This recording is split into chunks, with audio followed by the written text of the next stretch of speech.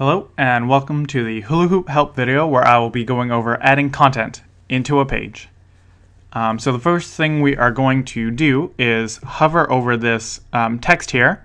I've created my page already and I've saved it. So this page is now live on the website.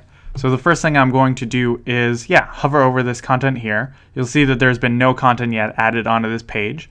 So we're being directed to hover over this area to add content in there. And when we do, you'll notice that this green add content button is now displaying. And the first thing we're going to do is select item from that list there. So there's two main types of content that you'll be adding into Hula Hoop. The first being the item. So that's just like one single asset. So say it's some text with like a couple images and maybe a couple links in there. The difference between item and group is that a group is a whole bunch of assets. So you would use that, for example, to create like a photo gallery, or say maybe like in the sidebar you have a list of like 50 or so testimonials that are rotating through there. Because there are a whole bunch of assets in there, we call that a group. And we'll go over creating different groups in other Hula Hoop help videos. For now I'm just going to focus on adding in one item. And we're going to add in some text and some styles and some links and some just a picture into this one here. So the first thing we're going to do is select the item option there.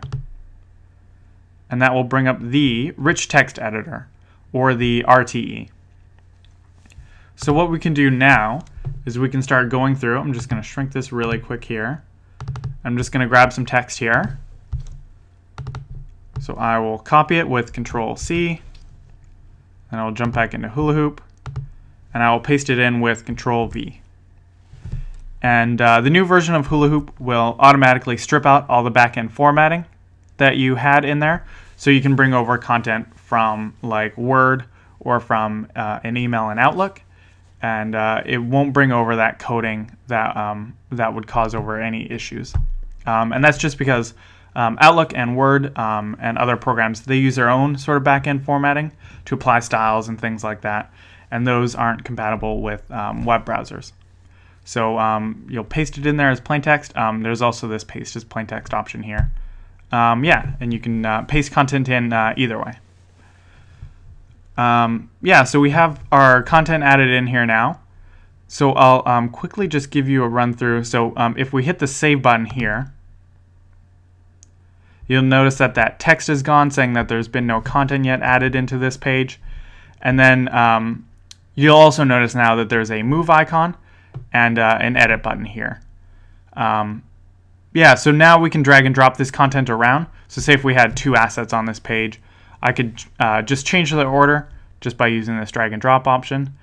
And if I want to go back in there and edit it, I'll just hover over this orange sort of pencil icon and then hit the edit button there. And that'll just bring back the text editor. And a lot of these different options in here will be really familiar to a lot of people, like especially if you've used Word like at all. So you have like your different justifications here. Say if you want to have a paragraph be center justified, you can just select that option there. Say if you want some text to be bold, you can just highlight it and then select the bold option there.